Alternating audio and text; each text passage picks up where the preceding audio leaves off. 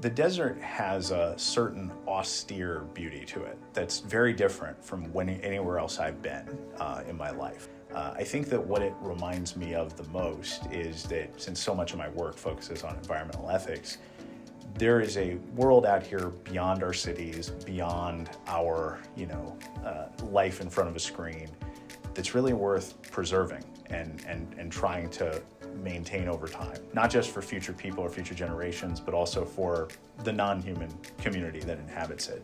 I'm Trevor Hedberg. I teach here in the Franke Honors College, and I have a joint appointment with the philosophy department. Most of the courses that I teach are in ethics, especially courses like medical ethics and ethical leadership, which contribute to programs here in the Honors College, like our health and human values minor and our civic leadership certificate.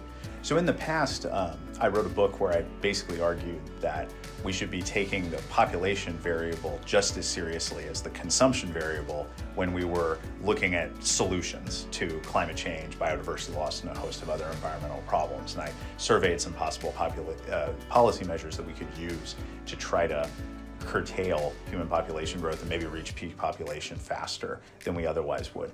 Right now, there's been a kind of surge in that area, and I've been reading some of the material and trying to think up kind of a response to critics from my book, a way I might defend some of the positions that I outlined about 5 years ago. I'm also working on a project on de-extinction that's going to be published in a Routledge volume soon. I'm essentially arguing that we should probably pursue that technology and try to restore extinct species if we can, because biodiversity loss is a really serious way in which we're going to make future people worse off. They're going to inherit a planet that is not as grand as the one that we started with back at the beginning of the 21st century. I'm most interested in the broad question of whether or not there are legitimate technological solutions to some of the problems that we're facing. So in the past, I've investigated, for example, the possibility of growing meat in labs as opposed to on farms, and whether or not that could help us resolve some of the issues with industrialized animal agriculture. With respect to advancements like, say, artificial intelligence technology, is there a way to use that technology to, say, make progress in how people learn or engage with the world around them? I'm currently submitting an abstract for a project on AI kitchens and considering, like, how could we redesign the kitchen that maybe prioritizes vegetarian diets or diets that have less meat in them. There's just so much potential for emerging technologies to play a role in.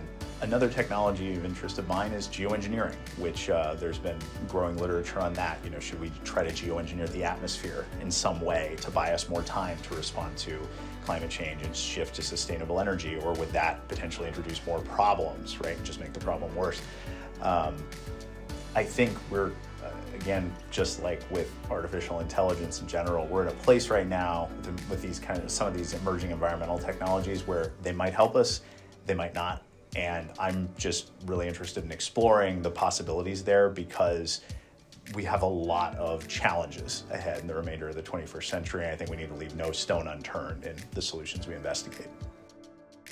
I think the most universal advice that I've received, I try to live by, is being grateful to those that help you along your path. We're all part of a kind of a scholarly community, and we're all, on these kinds of these quests to progress our fields, to try to find truth, to try to improve the world in some small way. And that's I think a shared goal that we all want to keep in mind, and we just want to be grateful for the people who are doing this with us.